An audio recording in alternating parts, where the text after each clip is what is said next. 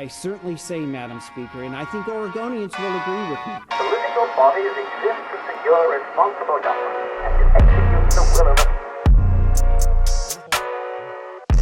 Well, let's get rolling. You guys okay with this? Yeah, rock and roll. Yes, sir. So one of the things we've started to do, the Oregon D.O.G.E. podcast, is we're trying to create some segments, trying to get some people with some consistent viewership to get drawn back in. And so Alex Lopez is with us again. He's going to pop up. Let's get our game going. Alex, turn it over to you. All right, your favorite game, Senator. Well, I finished last place last time. Just so you know, I'm not sure I scored a point, but let's go. Okay. All righty, so where does Oregon rank? First question here. In the entire U.S., where does Oregon rank in regards to the state gas tax? Don't shout them out. Mike McLean liked to write his answer down and Oh, gosh. reveal it. Let's make sure that you're on the record as to where you think we are before we make it official. And I will point out in terms of when you're putting out your number, we're going in terms of that, from highest to lowest. So highest gas tax. Okay, I've got my guess. Are you guys ready? I'm going to say that we're 15th highest. Okay. I say we're fourth. Okay. Well, I wrote down top 5. Does that count? Top 5. Okay. Okay, so we are 10th highest. Ugh. So I guess That does ring a bell now. that goes to Closest Senator without Bonham. going over? Closest Yeah, without going I over? think that goes to Senator Why are Bonham. we even here? Okay, so the next question we've got is, in the entire U.S., where does Oregon rank in regards gosh. to vehicle registration fees? I feel like I've seen these graphs before. You guys have? You got it? Yep. And I- 25th. That's my guess. 38th. 5th. Okay. Well, that's a range. All over the map. Representative Boshart Davis is right on the money. It's the third highest. Yeah. So The she's third right highest. there. And the It's- only oh my reason I gosh. was thinking this, just the presentation we saw in revenue, I was looking at those numbers and I thought, this is extreme. This is crazy that they're this high. It's about 137 per vehicle. But you're not it's apples and oranges. I was thinking about, seriously, because other states you pay a registration fee based on the value of your vehicle, but they don't probably call that a registration fee. They probably call it something else. God bless you. You sound like me last week. There you go. I was explaining every single Everything. wrong answer I had. That's exactly You right. guys are not Come on taking now. into consideration the current value of money. Okay. Yeah. And I do want to point out for the viewers that for the gas tax, it's 40 cents a gallon. That's what we're working with. 40 cents. Correct. So, all right, last question. In the entire U.S., where does Oregon rank in regards to the total lane miles in the state? 9th. Oh, sorry. We're supposed to write them down first. What do we rank? I shouted total lane miles. Now, is that managed by ODOT or is that all There's no roads? lanes in Alaska, so they're huge. Right. But they don't. There's say no all. roads. Total lane miles of state highway, county roads, city streets. Yeah. All All. of the above. Yeah. Oh, Oh, We're pretty big. State. I yelled 9th. I'm going to go with 12. 14. Okay.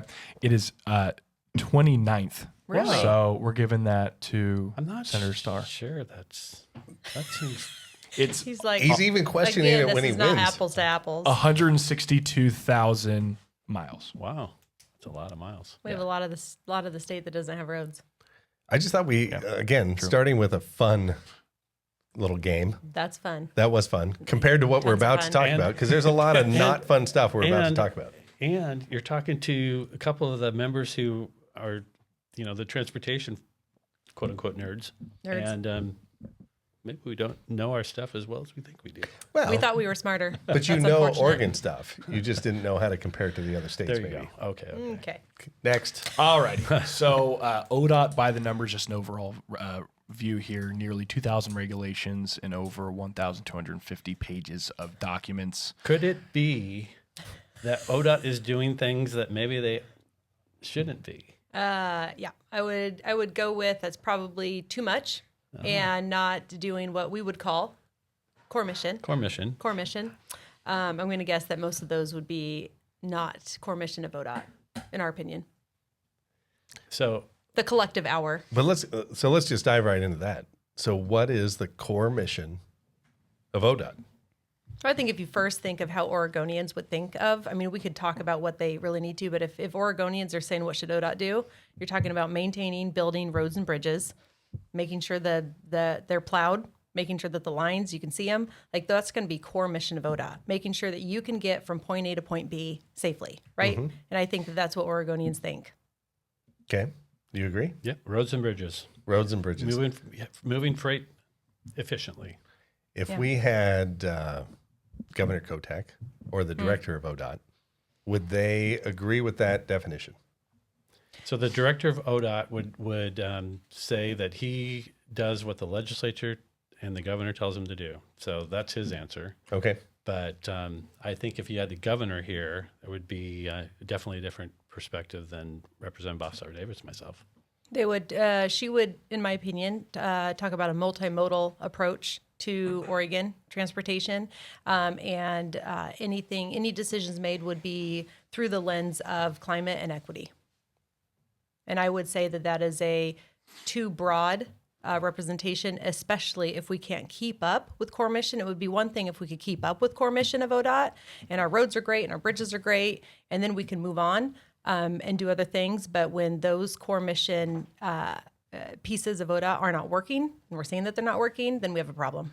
So we're about to transition into this, but I want to just say, to your point about core mission, non-core mission, you have a luxury of non-core mission when you have funds to facilitate. Yeah. And right now we're being told by the agency, by the executive branch, we don't have enough money to do the core essential services of maintenance. And we need how much more money? $352 million to maintain current service level.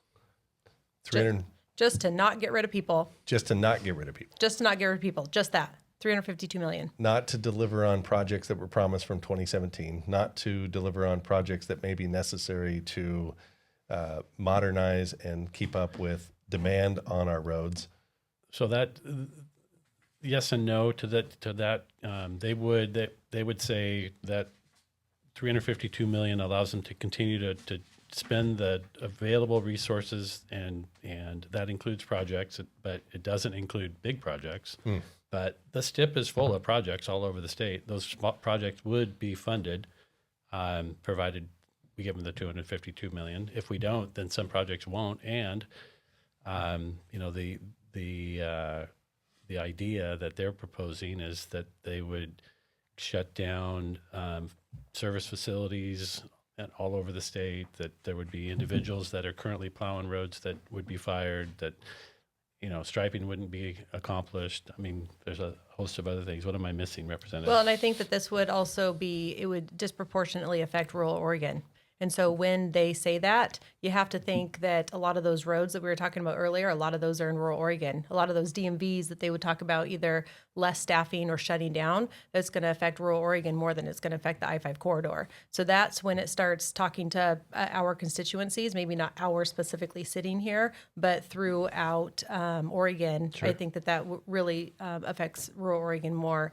And he mentioned 352 million, which is that main number of restoration, keeping those employees. But the governor's recommended budget is 1.75 billion, which that 352 is inside. So that's plus preservation. You can go down the list, but her recommended budget is $1.75 billion. And if we want to get into the weeds, then we start talking about this 50, 30, 20 split among county and city. So you take that 1.75 and you got to double it. Right. Immediately. So 1.75 is for ODOT. So if you continue that funding mechanism, that's $3.5 billion is her budget. So let's introduce who we've got here today. We've been telling folks that this day was coming. People have been waiting with great anticipation. Our ODOT holding their breath D.O.G.E. episode. Representative Shelly Boshart Davis, Senator Bruce Starr. Briefly, give us your bona fides. Tell people paying attention to this, how you have credibility in this space, because both of you have resumes that are impressive when it comes to transportation. First thing, I grew up in transportation. I own a trucking company. My dad started that in 1983. I say all the time with 2 trucks and a dream. Built that to over 35 trucks that myself and my business partner, Macy Wessels, purchased from my parents about 7 years ago. We also export grass straw to Japan and Korea for feed for beef and dairy farms. So we're involved in exports, which involves rail, obviously drayage. We still own and operate that trucking company. I've been on the transportation committee for the last 6 years, and also on the I-5 Bridge Committee. So involved in every aspect of it, both in a personal and professional private sector life, and been on the committee watching this for the last, being part of it for the last 4 years. And although not necessarily transportation, conflated with transportation all the time, also fought the climate fight on the Carbon Reduction Committee. That was my first year in 2019, along God with bless you. then Representative Bonham. Those 2 years will go down in history, will be etched forever in our mind, with lots of stories that go along with that. But yes, a kind of a parallel track of the cap and trade fight in 2019 and 20. Yeah. As a freshman, and so that was trial by fire. Great to have you. Bruce? Yeah, so I'm back in the legislature after a 10-year hiatus. Currently represent Polk and Yamhill counties, and previously served in the legislature for 16 years representing Western Washington County. And in those previous 16 years of service, I was involved in transportation from the time that I walked in the door till really the time that I left. Chaired the House Transportation Committee in 2001 when the legislature passed the OTIA 1 bill, and then all the way through all the OTIA processes, the JTA. Senator Betsy Johnson, myself, and Senator Verger helped to create Connect Oregon, which is funneled money to non-highway freight-specific projects. I've had my hands in transportation policy in a lot of ways during my previous service, and come back in, and holy smokes, we got a transportation problem. So the presiding officer said, "Hey, we'd like your help." Well, so very selfishly, we, Senate Republicans had walked out in 2023. We were losing 6 of our members.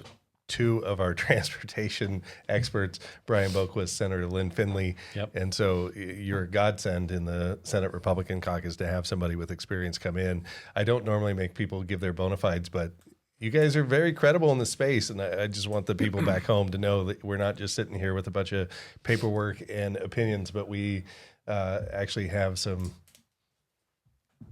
experience and expertise in this space. So Alex has been with us before. Everyone knows Alex. Alex, you put some slides together for us. The next thing that really is up is the budget. Yeah. So, and Representative Buster Davis was talking about the recommended budget. You can see the difference in the top line numbers for the last budget and the upcoming one as well. So. What's so tough for me looking at this, though, is one of the things that we'll talk about tonight, and there's a later slide I know exists, but we might as well get into it right now. There was a $1.1 billion accounting error. So when you look at a 2023-25 legislative approved budget of $6.3 billion. Yeah, it was actually 5.3. So, yeah, it's billion here, a billion there. Well, and it's not like somebody took $1 billion and put it in their back pocket and walked out the door. It's just money that never existed, and it took them some time to figure out that it didn't exist, and that's a whole nother story. But I'm assuming, I wasn't in the building, but I'm assuming I serve on that committee now, the Ways and Means Committee that oversees their budget, and I can see the director standing out there or sitting in front of the committee and saying, "Yeah, we're going to have, I don't know, $3.5 billion, I think is the number that is represented in the 23-25 for federal funds." But and the legislators sitting behind the dais said, "Okay, we've got a bunch of money coming from the feds. It just wasn't real money." So somebody sitting at home, how do they reconcile that? So the budget number's off. Mm-hmm. There was a plan to perform a certain amount of services. Yeah. There's not $1 billion there. Mm. So is it a cash flow issue or is it a service delivery issue? How is someone sitting at home supposed to account for that massive budget mistake? More than anything, it was a forecasting error, right? So they forecasted when the money was going to come in, and they front loaded the projects too much. The projects that were going to be built over the next. So it was a forecasting error, and it would be really bad if it wasn't caught. But to Senator Starr's point, when they caught it, they actually caught it the end of 2023. Which is wild. They caught that 2023. The public didn't know about it, and you only know about it if you're watching the OTC meetings. They told OTC about it in May of 2024, which they then, quote unquote, fixed and figured out how to reshuffle projects, push them off to know when the money was coming in. But the Transportation Committee, which what I think is even more unfathomable that it took that long to let us know, is we've been talking for a year plus that we're going to be talking about a transportation package, right? You got to put all the cards on the table. We didn't know about it until a slide that was thrown up in front of us in a meeting, and that was a couple weeks ago. Right. And that was the first time that we had heard about it. And I think that just shows a lot when you talk about transparency or being accountable. We'll talk about that a lot, I'm sure, tonight. That was a pretty big problem. In fact, my first thought was, where's the email? I'm sure I'm forgetting that I was told this, because you don't just throw that in front of us, but that's what happened. Yeah. It was wild. Did anybody in leadership have an explanation, or did they suggest that they knew about it the whole time? No, No. they did not. You mean leadership, meaning the majority party? Yeah. Yeah. I no. will say that, and I won't out the person, but high up in the hall said, "When did you know about this?" And I said, "I found out on Monday." Yeah. Shocking. There was a reference to it in the Statesman Journal article. So, but it wasn't. There was so much in that Statesman Journal article that you could have read it and not really seen it.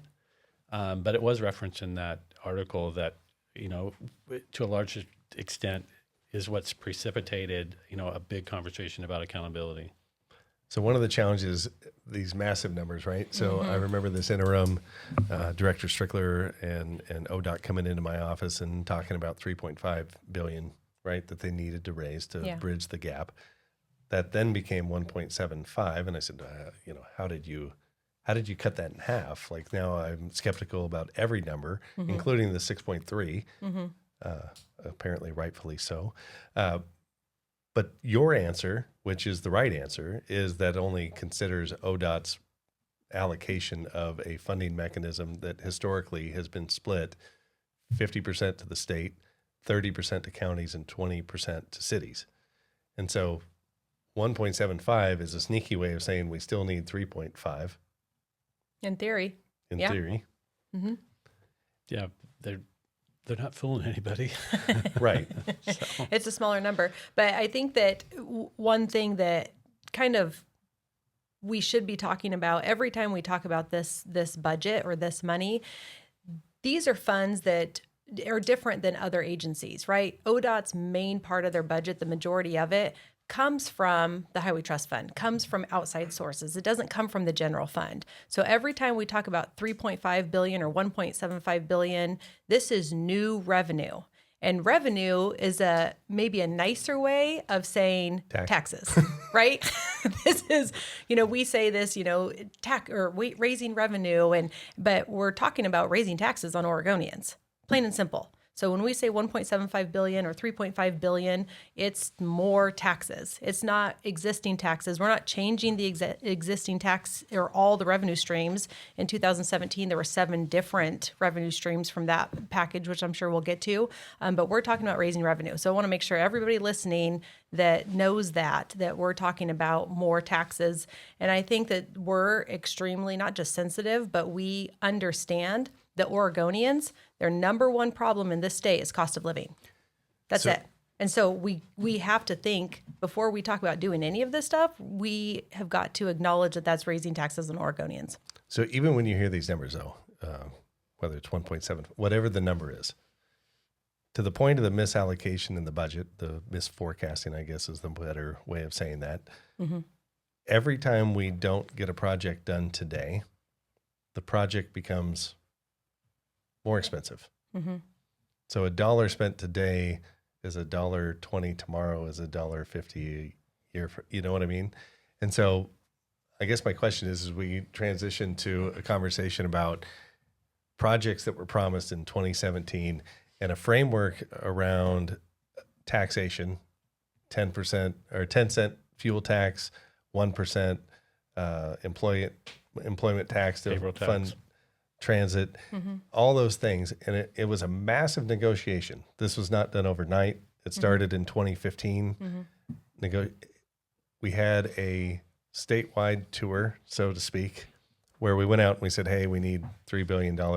And up on the board, we threw hexagons that said road use charge, tolling, fuel tax, registration fees.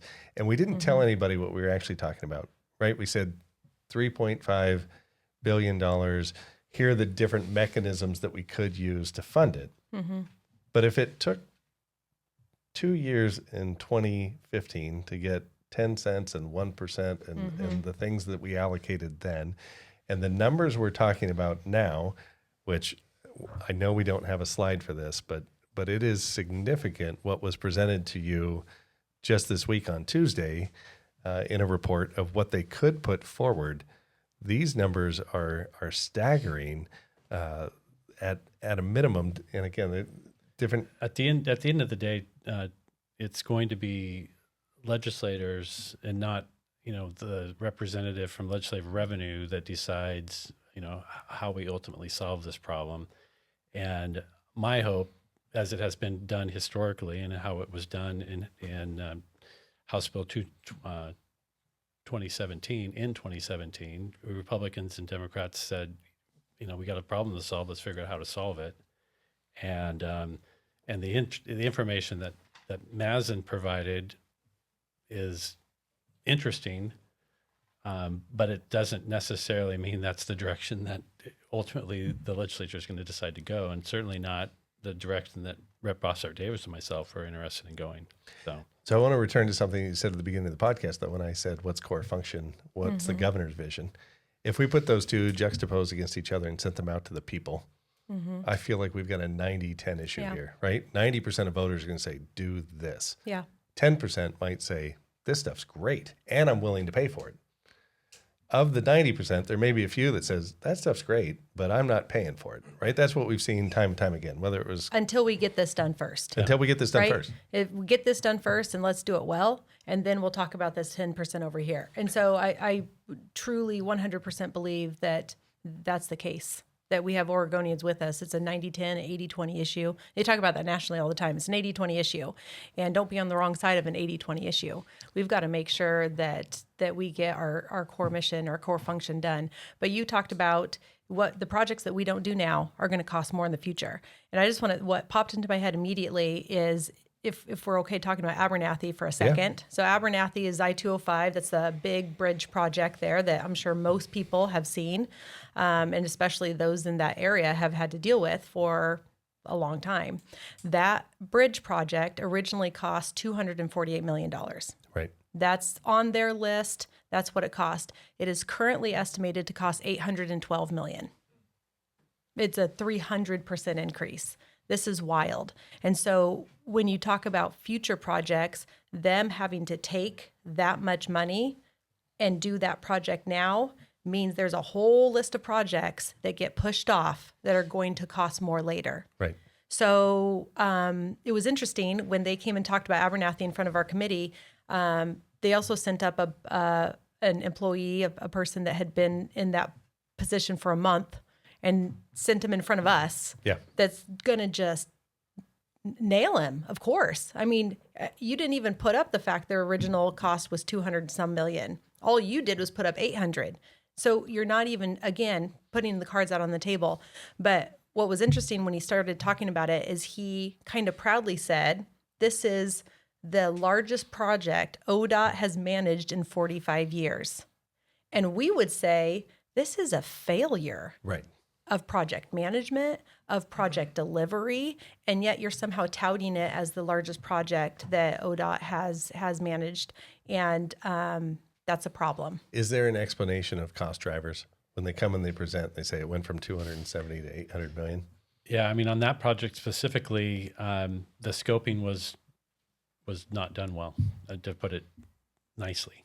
But was it local people coming and saying, No, since you're here? no, maybe Maybe a little bit maybe a on- little bit on that. But on that project specifically, the engineering wasn't done, the scoping wasn't done properly. When they got into the ground, they realized that, oh my gosh, we're going to have to go way deeper into the ground with these piers than we thought we were because they didn't do the engineering correctly. And then they recognized, oh my gosh, the girders need additional support in order to survive that massive earthquake that we're all going to see at some point in the next 300 years. So, But you run a private business. If you had a project that you hired engineers to come in and say, what do I need to do? I mean, there would be a provision in there that created some accountability. Is there any mechanism that the state has with?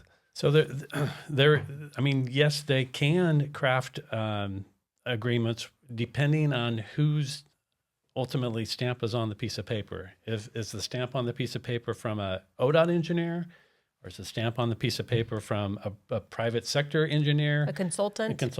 that makes a difference on who's carrying the risk. Right. And in this particular case, guess who's carrying the risk? ODOT. The public. Yeah. Yep. So you're not going to sue yourself.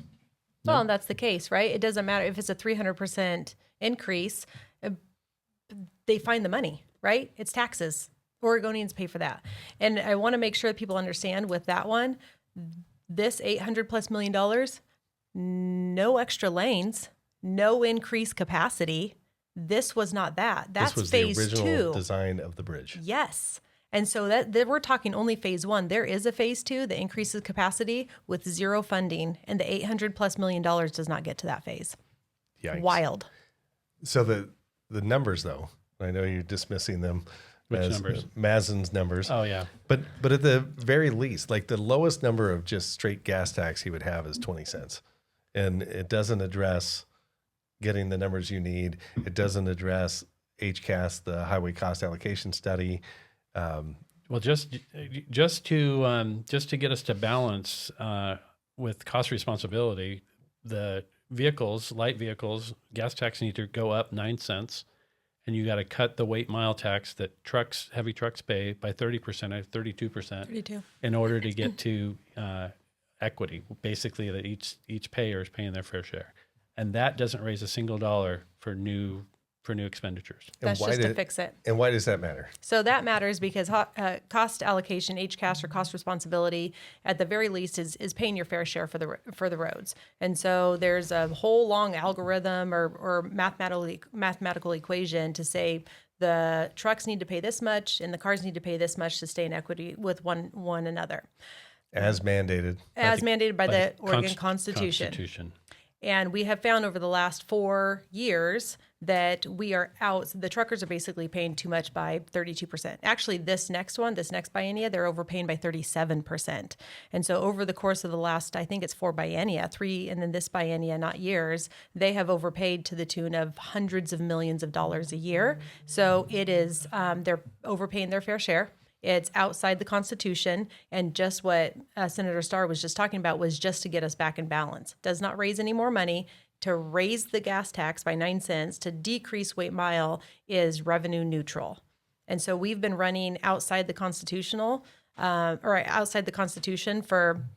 since we've known about it for at least 2 years, and made concerted efforts, including trying to even pull ourselves into special session. Right. We even tried to do that. We've ran bills. Senator Boquist, you mentioned him before. He ran a bill. I ran a bill. We've tried to do multiple things in order to get this balanced, and there is no appetite for it. And we've known we're out of balance. Yes. And we continue to press forward, Yes. exacerbating the issue.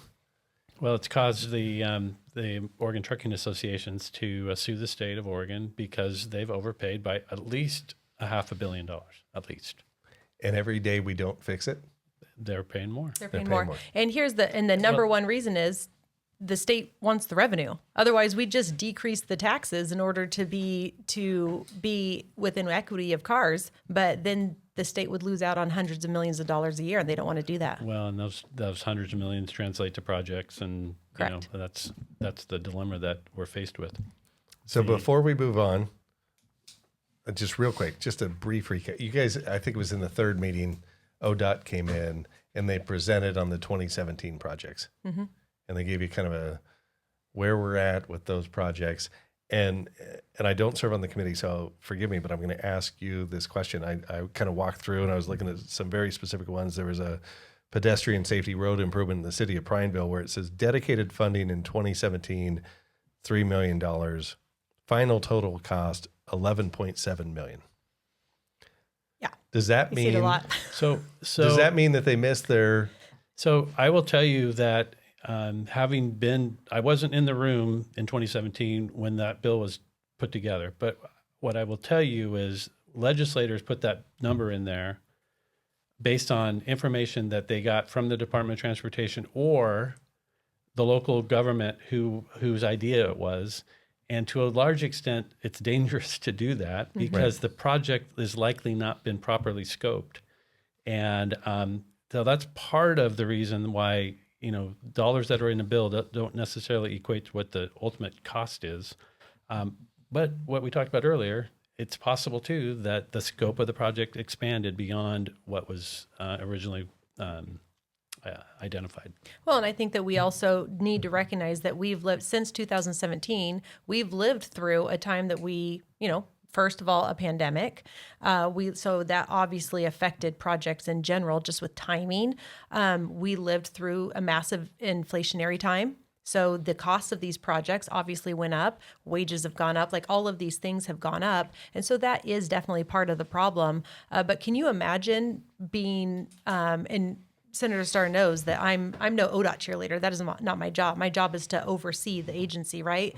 But can you imagine putting this package together and throwing these projects at ODOT and saying, how much is that going to cost? How much is that going to cost? I need it by 4. Right.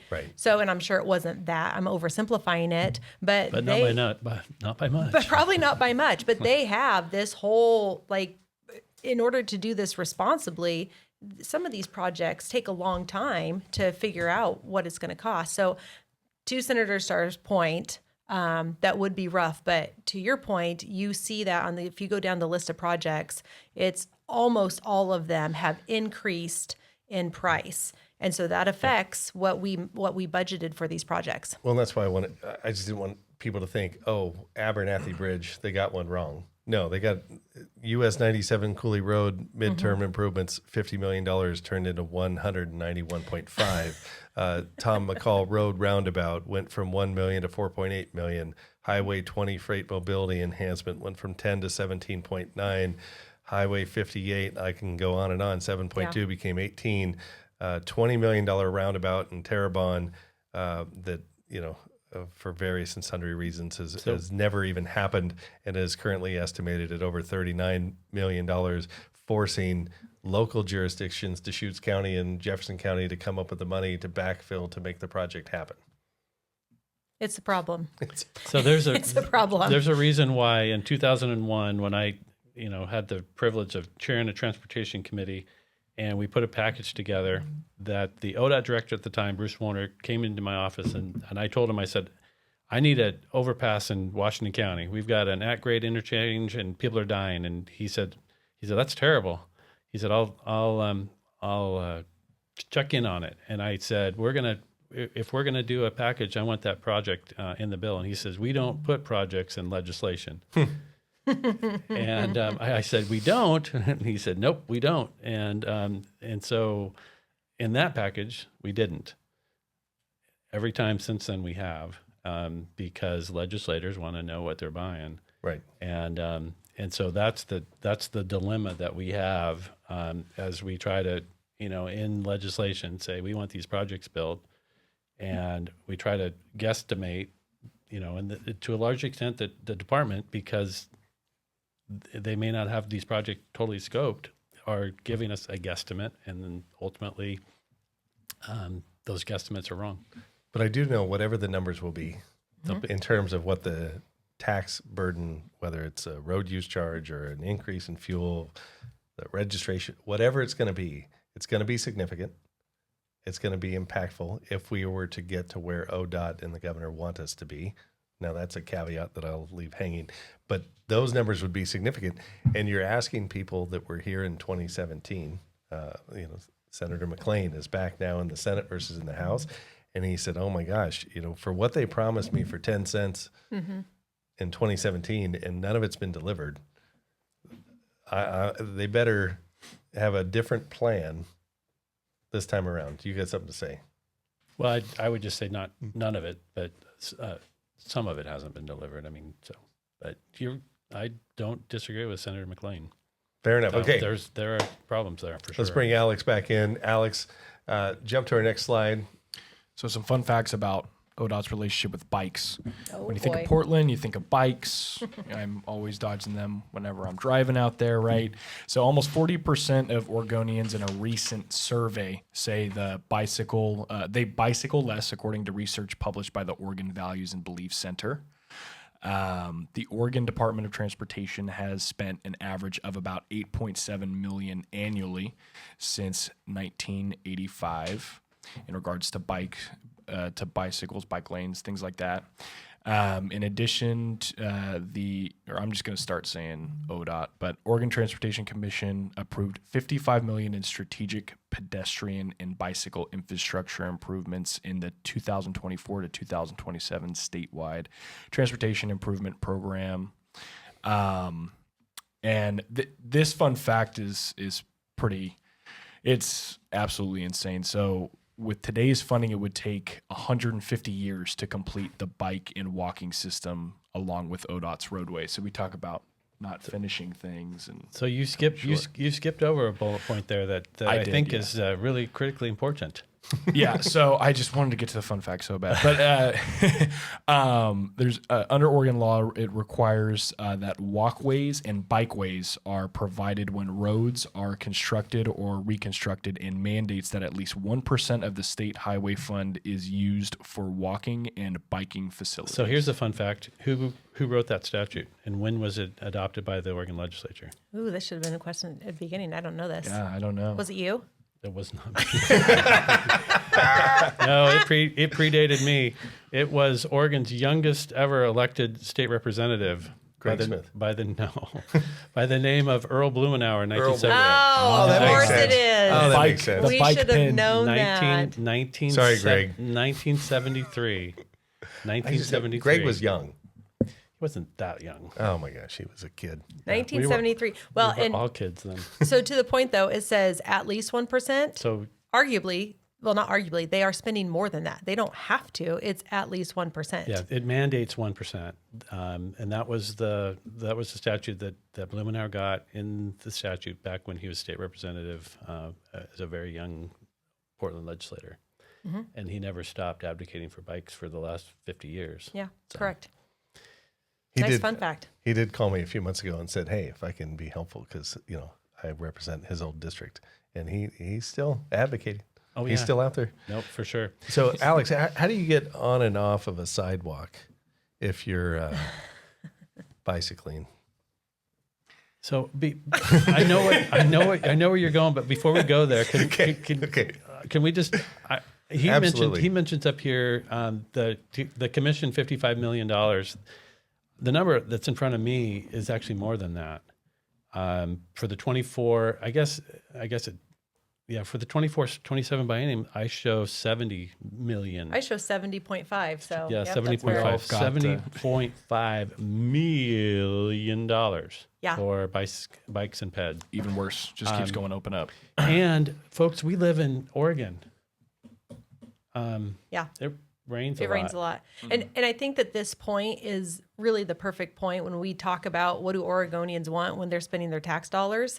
I just truly don't believe that this is what they are thinking of. Like, I really believe, like, you would be surprised if you knew this is how much is being spent on X or on DEI or on climate or on bike ped, right? And so you just go down the list, and we continue to talk about these problems, and these problems exist because budgets reflect priorities. And when your priorities are, go down the list, bike ped, DEI, climate, I've got lists Yeah. of these. We'll get into that for sure. If that's the priorities, then of course it's taking all this money away. And then you start getting headlines like ODOT's annual road condition report card finds lowest percentage of, quote, good pavement since 2001. Well, that's because you're spending the money on not pavement. Right. If you're spending your money on pavement, you're going to have a good report card. And then you see what money you have left. But that's not what they're doing. We're spending it on this in lieu of good pavement. We got to get that report card up, period. And everything else needs to be paused or cut or something until we fix that problem. And I will say, some Oregonians may want this stuff, but right now in today's budget, and part of the reason why we started these DOGE episodes to talk about budgets and to be transparent with voters is we're at a time of need. Correct. We're not so flush with cash that we can do whatever we want. So we really are trying to figure out what is government supposed to do in these different sectors. And with ODOT, I think you're right. Like some of these things they may want, but they would certainly say they need the road first and foremost. All righty. So Let's go to this. Yep. the next thing that I want to highlight with this is that the financial impact of AOCIL v ODOT is it's costed Oregonians about $1.7 billion. So you mentioned putting the money into pavement, putting the money into these things that we need. Well, we're ending up with situations like this that are costing taxpayers and Oregonians billions of dollars. So you say AOCIL, and we call it ADA, the ADA or settlement or curb cuts to nowhere. we say cuts to that nowhere. curb cuts to nowhere often. And this is when you say $1.7 billion, I believe that there is also another $1.1 billion to be spent on this through 2030. It's a great point. That's wild. That's what's been spent so far, and we still have that much more to spend. And that is taking money away from other things. Now, this is a settlement that our Attorney General made, and we've dug into it along with colleague on the House side, Representative Mannix, with his lawyer mind. He loves this stuff. Man, he'll just dig into it like nobody's business. And there's some questions on that. First of all, why did we settle it the way that we did? Inside that settlement, it says ideas like must create these curb ramps when you're building projects in the area. Like do it while you're already doing it. And we feel like it's really expanded. And so we certainly have some questions as to how this was done, whether we can renegotiate possibly and extend that and open up some funding for some, like we go back to core mission. Yeah. So show the next photo. Yeah, quick, so- since she used the words. And I want to let Representative Boshart Davis explain this because she lives right over there. Which I think this is hilarious. They actually brought up this slide and I had nothing to do with it, but I said, are you kidding? That's in tangent. So that's 7 Mile Lane. Going north and south, and east and west is Highway 34. And they put in a stoplight there a few years back, and you have 4 sets of curb cuts there, which is basically sidewalk, and all 4 corners of that is grass seed fields. Like you're a quarter mile east of I-5 is what we're looking at right there. And between I-5 all the way into Lebanon is just grass seed fields. That's it. And so there is no way... There won't be a sidewalk that links that to the nearest gas station a quarter mile west of that for 120 years. So what you're saying is we're paying for sidewalks that lead to nowhere. They literally lead to nowhere. You're looking at that. I drive through there. There's more farm equipment on that road than there is anybody in need of a curb cut. But even in some towns, like we've got a house in Metolius. My daughter lives down there. And we watched, crews of 8 to 12 people. I'm sorry, I poured concrete. For the scope of the project, we did not need 8 to 12 guys on a corner helping pour this sidewalk, ramp, curb extension. Then to find out 2 weeks later, as you're watching the same guys with rotor hammers plow it back out. Talk about it. This is ridiculous. Yeah, part of the agreement, part of the settlement was, and it's federal code that these ADA ramps, can't even speak.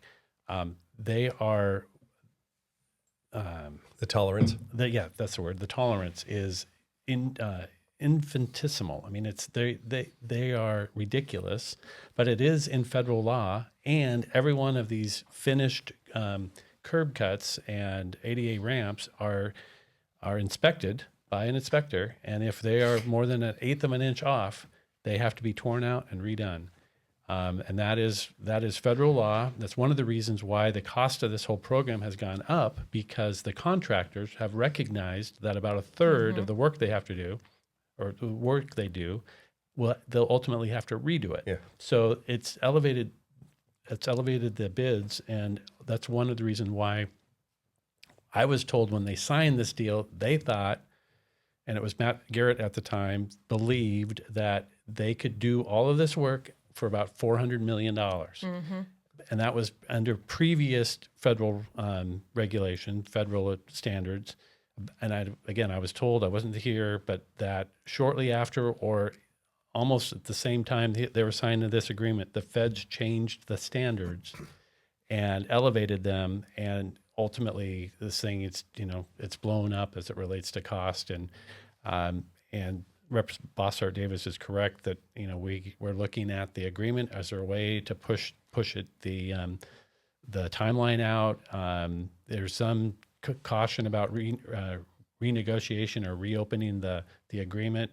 Other states are dealing with this. Other municipalities around the country are dealing with this.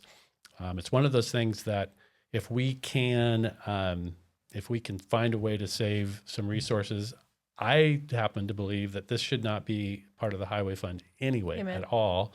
It ought to be funded by general fund, because I'm sorry, you do not drive on the curb. No. And it really affects local communities and pedestrians, except when it's out in the middle of a grass seed field.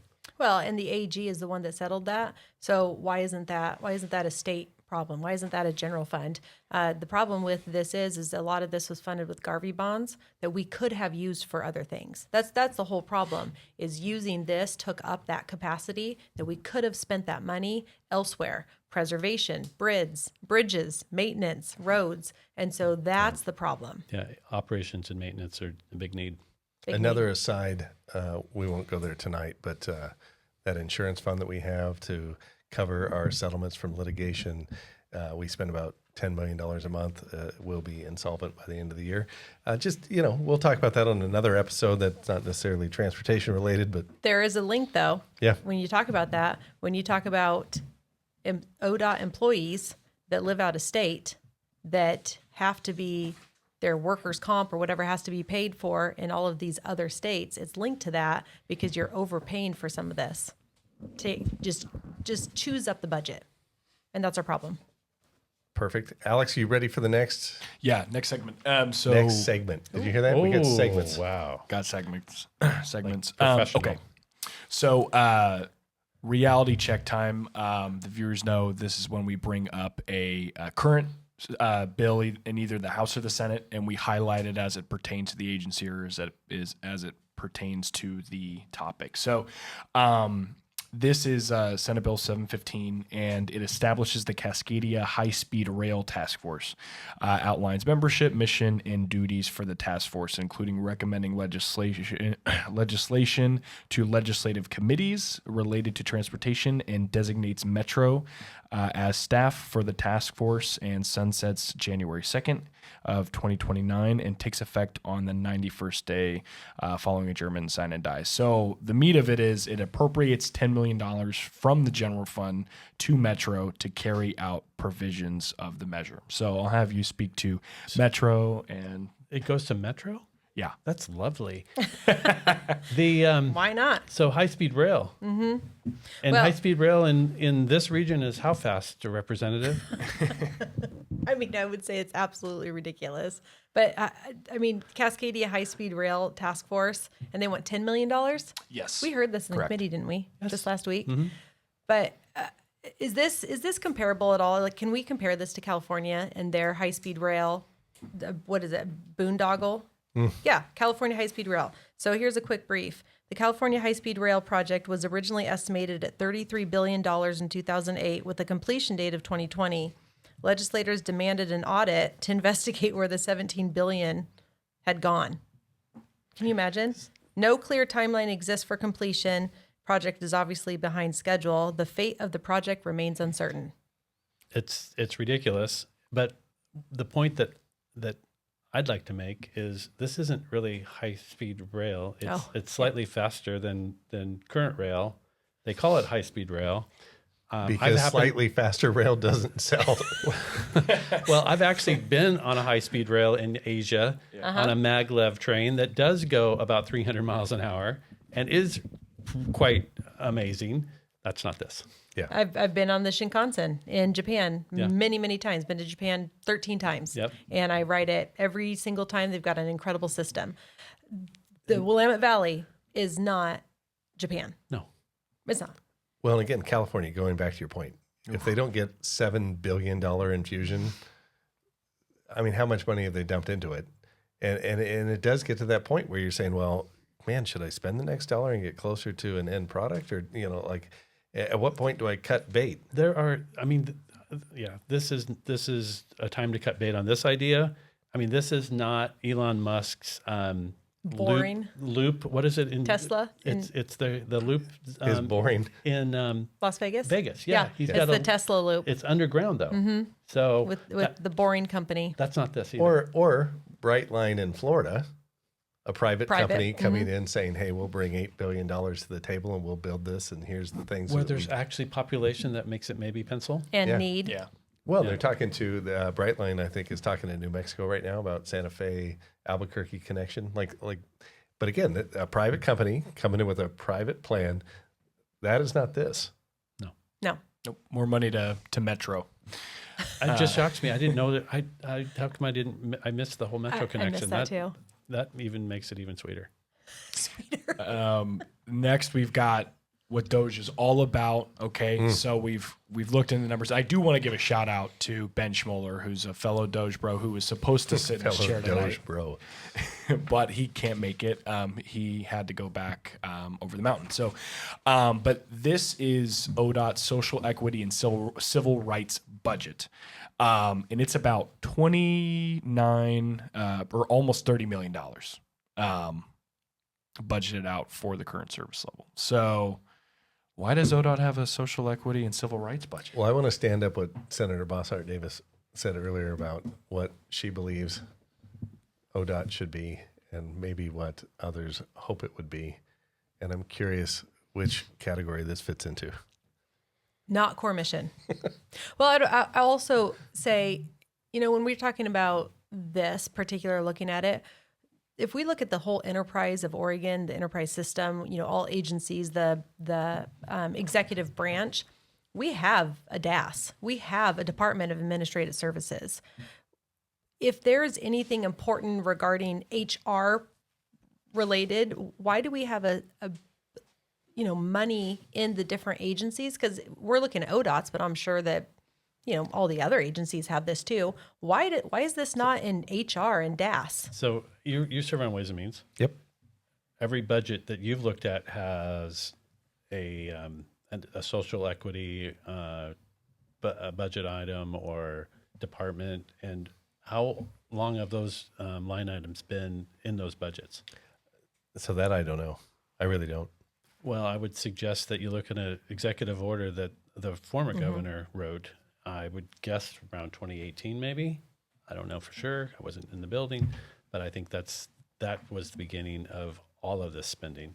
And every budget that I said that comes in front of me, it's in there as well. Yeah. It talks about it at the end. But when I'm talking about, look at that, state highway funds, right? State highway funds. Yep. State highway funds need to be used on the highway, and they're taking this directly. 52%, it says. And then the next line, another 33%. 33. And they're taking that from the state highway funds. When we go back to that, that's $30 million that can be plowing roads. It can be preserving bridges. It can be doing, again, I know I'm a broken record, core mission of ODOT. and you continue to tear away this, and all of a sudden you're left in 2025, and they're saying we don't have money. Well, we don't have money because you're spending money on this. I mean, that's the bottom line. It's budgets reflect priorities, and that's the budget. Yep. It's maddening. Yeah. So we got a couple more slides, but honestly, the thing that I keep thinking maddening, right? There's a bunch of this stuff that just it kills me. One of the first hearings you guys had, we talked. I think it was the first hearing. We talked about advanced clean trucks. We had two presenters that were just phenomenal, back to back. Jordan Pape and Sean Waters. From Daimler. Freightliner and Kenworth. Yeah. And they came in and they just systematically and surgically said, here are the reasons why this just absolutely cannot happen. Do we have any good news on this topic?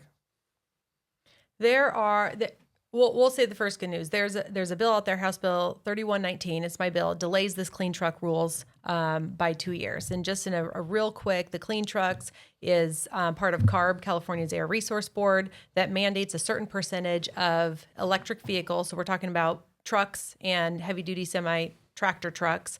It mandates a certain amount starting with 7% this year and goes up to like 30% depending on the different class of truck, that you have to sell EVs before you sell any diesel powered trucks in the state.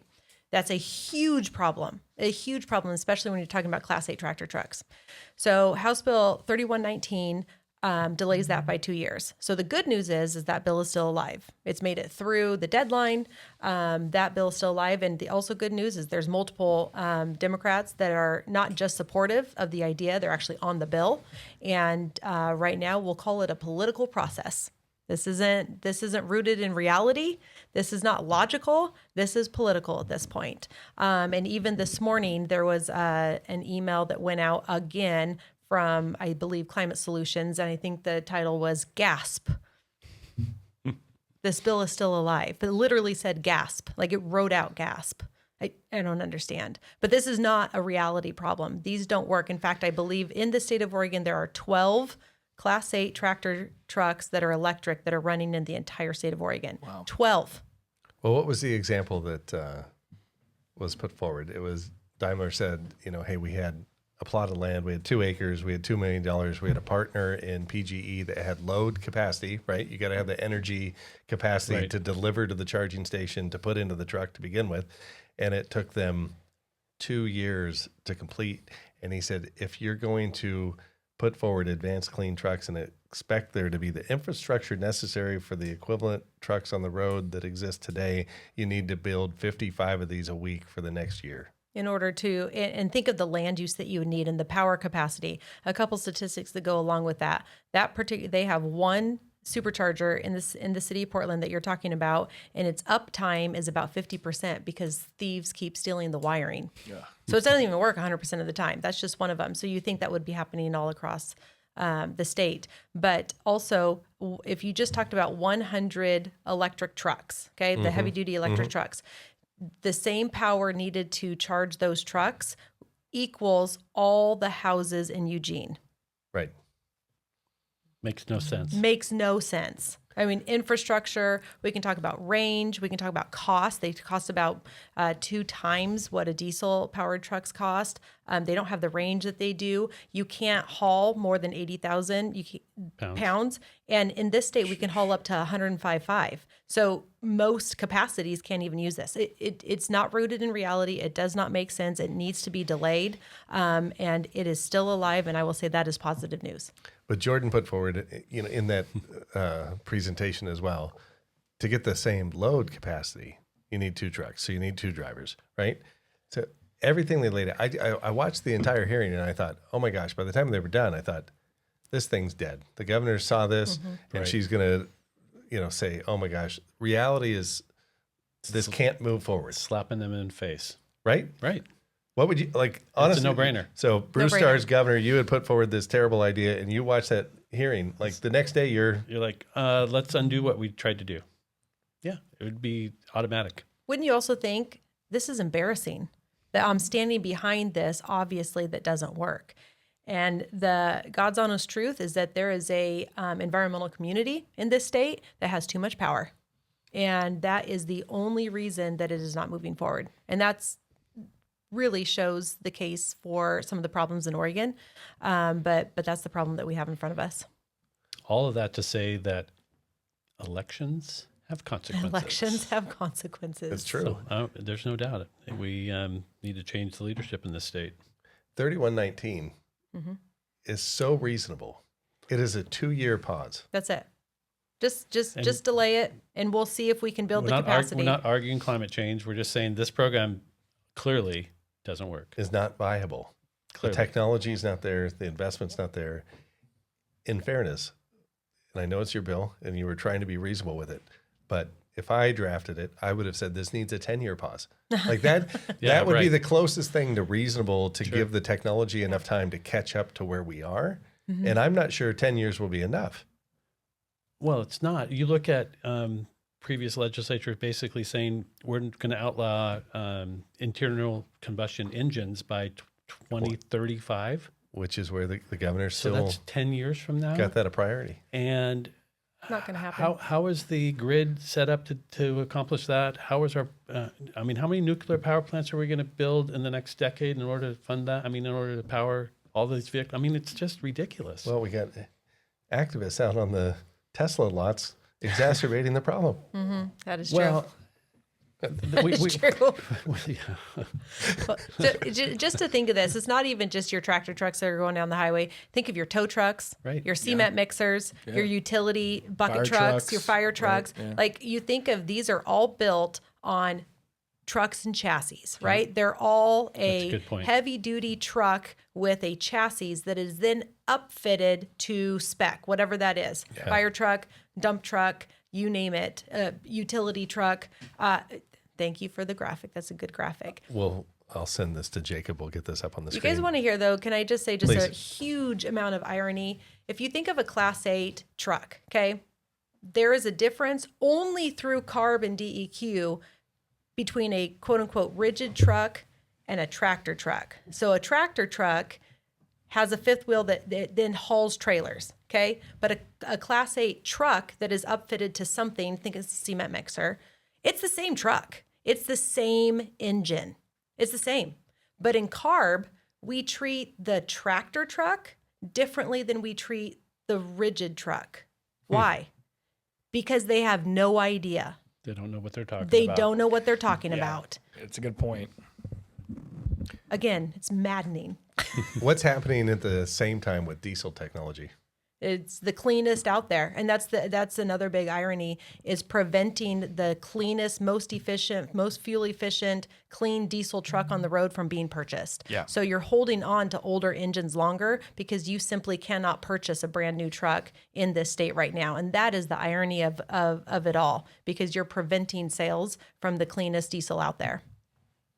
Maddening. Maddening. Yeah, I believe it was the OTIA 3 bill that was passed in 2005 where we created a tax credit for trucks to get to buy the clean diesel. Yeah. So- If you want to help, just upgrade trucks. Yep. Yeah. So one other thing, we're picking on the governor's executive order on advanced clean trucks. She had an executive order that was going to drive project labor agreements, forcing 80% of the contracting entities in the state of Oregon out of the market, forced into utilizing union shops. Any good news there? Well, the good news is that the contractor sued, and that we've got a court that basically said we're going to put a pause on this, and they stayed the executive order so that ultimately they can argue their case in court. So that's a good thing. That PLA, if it were to be enacted, what we know based on experience is that costs are going to go up at least 20%, and projects are going to take a lot longer. We know that because the phase 2A Newburgh-Dundee bypass situation, where we had a project that demanded a PLA. It was part of the negotiation in the legislature. That project took an additional year in order to negotiate the PLA. When the bids were let, there was only one bidder, and the cost was 20% more than what it was estimated. So we're talking about ODOT tonight. Yep. But realistically, on this particular topic, project labor agreements, this will affect housing. Absolutely. This will affect every construction project, period, regardless of whether or not it's in this particular space. Yeah. Well, I think it goes to whether or not people generally, whether that's legislators or those in the agencies, are serious about this particular problem with ODOT. If you're serious, you're not going to increase costs by 20%. We already have a problem. If you're serious, you're not going to allow things to continue like clean trucks that raises the cost on everything. So to me, it's both shows how unserious they are and also shows another bit of irony that the majority of our contractors in this state are open shop. So you're actually taking away the opportunity to bid. You're taking away that opportunity for competition, but also those open shops are minority owned, they're women owned.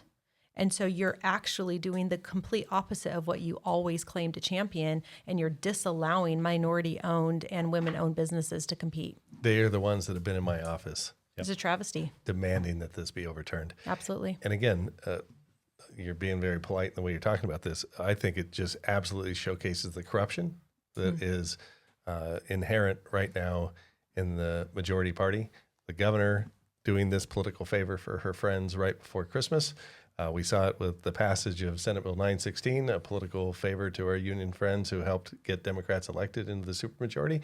We're now going to allow them to collect unemployment benefits when they strike. Like, it is a pattern of behavior that I don't think voters should accept. You made the comment, elections have consequences. I'm hoping that people are paying attention. I don't think people sitting at home ready to cast their ballots in November want to continue to elect people that will pay their political allies back. We honored Peter Courtney on the floor today with a wonderful bipartisan remembrance of someone that's been a titan in the building. And the one thing he said that didn't get quoted today, but we've talked about before, is he said, if you can't tell your largest donor to pound sand, you don't belong in this building. Right. Let's bring that back to Salem. Yeah. Okay, Alex, go to the last slide. Yeah, Let's go to ODOT in the news. Yeah, ODOT in the news. So most folks have probably seen this, but it happened over the last month, right? Correct? Okay. Yep. But and this is Travis Brower, who's with ODOT, and he said that we had simply planned for too many projects in the first 2 years, and really more projects than we had the money to pay for it. It means that projects will be delayed, but we are not going to be canceling projects. And when projects get delayed, They cost more. they're costing more and more and more. Yep. So right? this is the forecasting error. Incredible. Well, Yeah, I mean, the clearest example of projects being delayed cost more. I was heavily involved in a project, the Columbia River Crossing, back in 2010, 11, 12. That project at that time was about $3 billion. It was stopped by a single state senator in Washington State, and now we're 10 years down the road. And how much is the project now? I think we're at $7 billion. $7 billion, and the bridge that $7 billion is less lanes, less capacity than the bridge that we were going to build in 2012. So, Let's talk about that for 1 second. This particular bridge that he's talking about, the plans for it, 52% of the surface of this bridge, this proposed bridge, is not lanes. Wow. It's bike, Yep. ped, There you and go. transit. and light rail. Yep. Yeah. Which we've covered a little bit tonight, right? But over half of this new bridge, Isn't for cars. Is a want and not a need. Well, and the point is that when you delay projects, the costs just continue to go up. So, and it's true no matter what. Go to the last slide. Yeah, so here are the other stories. So according to ODOT, from July 2023 to July 2024, the cost for right-of-way camp work for the Bend crew was just under $444,000. So the headline was ODOT crews spent nearly $500,000 on Bend right-of-way homeless camp cleanups last year. Core function, not core function. And again, this is something that benefits everybody. It doesn't benefit those that are driving on our roads. general fund dollars ought to be spent on these kinds of things. This is not about keeping roads and bridges operational, especially when you create policies that, that invite homeless folks to Oregon. Let's fix those problems and these other things go away. But we sure as the world shouldn't be using gas tax dollars, weight mile dollars to do cleanups. And we're talking tens of millions of dollars that we have been spending that's in the governor's recommended budget of $20 million that they're just now putting in as a budget line item in order to litter, graffiti, camp, abandoned property cleanup. This is a societal issue that we're not fixing. Instead, we're just spending more money to clean it up. Did you see the news when Kotek went out on I-84 to paint over the graffiti, and the next day it was back. It was tagged. Yeah. So I don't want to add some PTSD on this panel here, but I'm pretty sure there was an ad in the governor's campaign that said it doesn't take a red state takeover to clean up the damn trash, and I'm going to suggest that maybe it does. Maybe it does. Maybe it does. Yeah. Well, at the end of the day, we're not in this legislature. I'm just doing the housing budget. I know we're not talking about housing, but there are so many issues in this state where we are putting Band-Aids on top of Band-Aids on top of Band-Aids, as opposed to getting to the root problems, so the real problems that are causing so much of this excess spending. The last story that I'll point to, and I would argue that many viewers probably remember this, but ODOT said that highways may not be safe this past winter or the winter of 2023 due to a budget cut. And we talk about, the importance of where the money's going. If the money's going to sidewalks to nowhere instead of actually plowing roads. I mean, isn't that the core function of the Department of Transportation, making sure that you can drive in the winter and those roads are plowed for not just for leisure, but, for a truck going to Safeway to bring in groceries and stuff like that. No, absolutely. And that one, what I think is kind of crazy, you see when government moves is when the public has a huge outcry. And that particular, this we may not be able to plow roads, that was an outcry that we hadn't seen. And again, we started by talking about this, it disproportionately affects rural Oregon. And so a lot of those routes that they were talking about, I think government camp was a big one, right? For you, Senator. And in those areas, they weren't going to plow it and keep them safe. And the response was a $39 million in emergency funding that was passed in the short session. And they were responsive to that, but it's Band-Aids. Yeah. It's seeing a problem, fixing it by putting a Band-Aid on it. And it's almost like there's cracks in the dam that you're like trying to stop, and without getting to the reason as to, does this need to be rebuilt? Do we need to start over? And the challenge, of course, is, we have on the House and Senate floors, we have monikers, so we don't accidentally call each other by name in a heated moment. So, I represent the Mount Hood region. I mean, you're going to put a pin in Mount Hood and draw a circle around it. You're going to come close to drawing my district map. This really did hit my district hard. People that live in foothills of the mountain were calling saying, are you kidding me? We just got downgraded from B priority to E priority. And we could not get the Area 1 director to answer the phone, return an email. We couldn't get him to attend a local town hall. They were absolutely non-responsive to us. And what they wanted, which is ultimately what they got, in my opinion, is for that public outcry to compel legislators to spur investment in their agency without doing any work as to whether or not there were other funds available, whether or not there were areas of wasteful spending, whether or not there were areas of non-core function that could be set aside to do core function. And they cried loud enough, which is what our federal government does all the time, right? When there's going to be a government shutdown, what happens first? It's they close the parks. Let's shut the parks down. Oh, you can't get into Yosemite. All of a sudden, your vacation plans are ruined. You're going to all those folks in the West Hills couldn't go to Meadows to go skiing. Exactly. Bummer. Yeah. But again, for Mount Hood Meadows, constituents of mine, Of course. Timberline constituents of mine, they're calling up saying, hey, you got to do something about this. Like I am absolutely reliant on that road being clear for people to come spend money. Right. Otherwise we might as well just shut our business down. Yeah. Yep. Yeah. And so they were responsive to that because of the outcry. I truly believe if there was no outcry, they wouldn't be responsive. We wouldn't have seen the 39 million. But I can't not say that in that 39 million, 4 million of it went to 11 brand new trucks for ODOT. And I pushed back on that like nobody's business. I said, if this is an emergency, then spend the emergency dollars on what is emergency. 11 new trucks is not an emergency. Although I will say there was some foresight there, because if they would have waited till now, they wouldn't have been able to get the trucks because of clean trucks. That's fascinating. Like, honestly, the way those things come back and touch each other. So what are we going to see? We've got 3 months left in session. What's coming? What's coming our way in the joint transportation? We're going to do an efficiency audit. Yeah, so we're in the middle of a management review. A review, not an audit. No, A review. It is a review, and we've the legislature has kind of stood up for itself and said we're going to do this work. We're going to do what legislators are supposed to do and hold the executive branch accountable.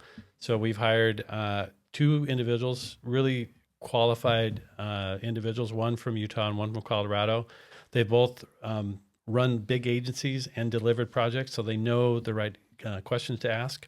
And they were in town this week.